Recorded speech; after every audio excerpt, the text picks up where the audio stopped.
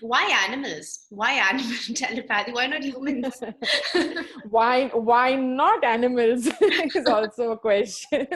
Well, okay, let me I put it differently. Yeah. Can this practice be applied between humans as well? Undoubtedly it can be used with humans. We anyway unknowingly every day are using this with human beings.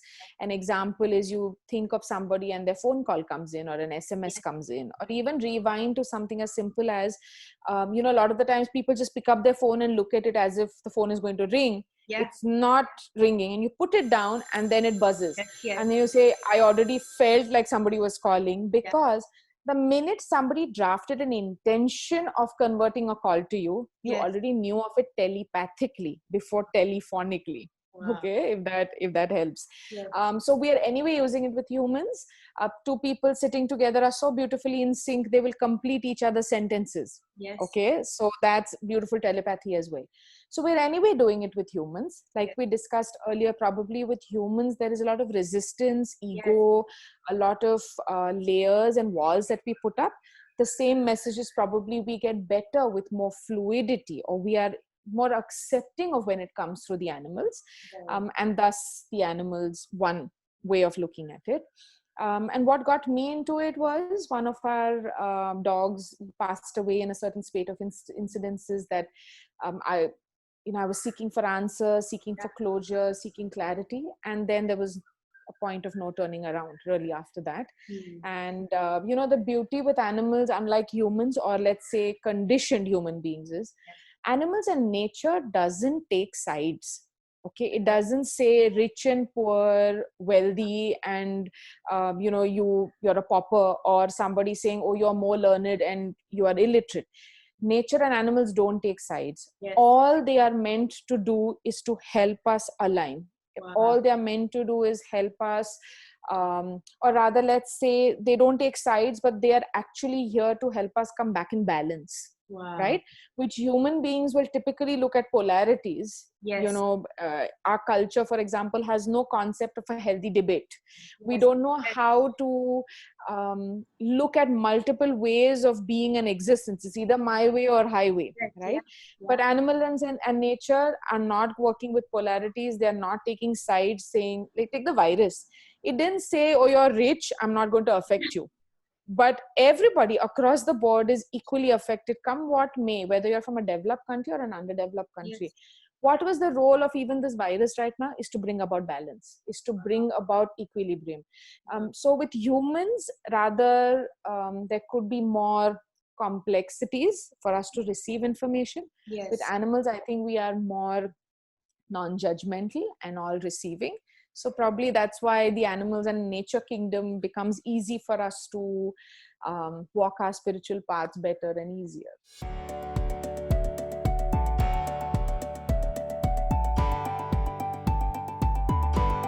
You of course have taught, I don't even know, maybe thousands of people the skill, but what is really your vision in your practice, in your organization? What's your vision with animal telepathy? Thank you for this question. I think the vision would be to continue helping more people surrender more easily to their higher selves, and expand in awareness and just become a better version of themselves. I think right now there's a paucity of genuine good human beings who are aware. Again, awareness, like normalcy, very undefined. But when we say that coexistence and co-sharing is with a lot of harmony. So even the reason we call the company Earthwise is because every action, every act, every thought, because energy is following thought, has its larger implications. Also, the tagline we have for the company, it says leave no trace, implying that whether it's one of the psychological hand-holding interventions we're doing, or whether it is animal communication, or whether it's the workshops, everybody has to walk out with a sense of independence rather than, I constantly need to check in with somebody. So there is no trace really. You act as a medium, you impart whatever has to, and you move out of the picture. So creating more independent, aware, aligned individuals could be something that we hope to continue doing. And so every individual who even comes to the workshops, we learn tremendously from them. So it's a two-way process. Yes. Oh, that's amazing, Manjiri. Thank you so much. On a closing note, I just want to ask if there's any, I'm sure you've had lots of amazing experiences doing this. Are there any anecdotes or, any specific situations that you would like to share?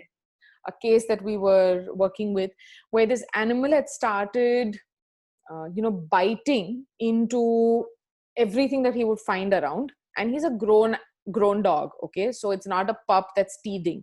It's a grown dog who just started, nibbling, biting into anything and everything the animal would find. They had to restrain him. And the other thing he started doing was he was digging into sofas. He was digging into corners of the house in such a way that it was creating damage. So either bite into it or dig it up. So during the conversation, what the animal says is, see, a lot of the things the animals do are actually metaphors, are actually mirroring internal states of what the human is going through, right? And a lot of the times the animals just want to tell us, you don't like what I'm doing, I'm sailing in the same boat. I don't like what's going on inside of you either. So if you don't like what I'm doing, you need to start realigning, pull up your socks, and I will merely mirror the change inside you, right? So in this conversation, this dog said, my human sitting at home is just chewing on everyone's brain, nagging just everyone all the time. So there was one individual the dog identified, saying all this person is doing sitting at home is digging into things, digging into the past, digging into things that are not going to lead her anywhere. So ask her to stop doing that, and ask her to stop nagging people and chewing on their head all the time. Family is usually on a call with me, so I involve them in that conversation. And one of them said, yes, that's exactly what I've been doing, because in this lockdown, I've been jobless. I'm just sitting at home going crazy. So we close the loop. Typically, when an animal brings up an observation, we don't leave it in the limbo. We get a guidance from the animal and close the loop. So we ask that animal, what recommendations or suggestions do you have for this family member that you've been mirroring for? How can she help herself and help the family? Oh, that's incredible. So when the human realigns, the animal will drop that behavior most of the times as well. I started this conversation by saying how I also got into the practice because my cat ran away, and inadvertently, although I found her, but I still requested a communication. And what she said was, and this is again from a communicator who knew nothing about my life, what I was doing. I was living in a different city for a specific job. And what came out through the communication is that I was under a lot of stress. It was a high pressure job. I was living alone, away from family and friends, and it was getting too much for me. And what my cat told the communicator is that she said, Devina just wants to run away from her life right now. And she needs to see that running away is not the solution.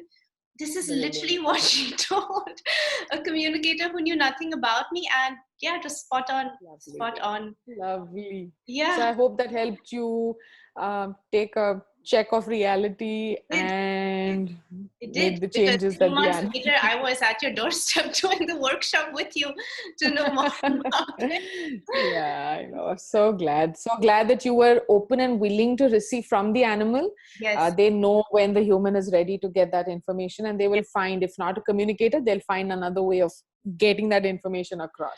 Manjiri, thank you so much. It's been so fascinating to talk about this. Thank you so much, and thank you for all that you're doing.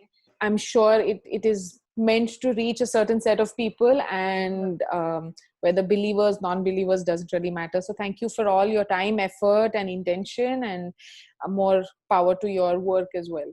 Thank you so much, Manjiri. Thank you. Thank you. Thank you so much for watching. We really hope you enjoyed this 3-part series on animal telepathy. If you'd like to know more about Manjiri and her work at Earthwise, do check out their website. The link is in the description below. And do hit the subscribe button and keep watching the channel for more ideas that will open your mind.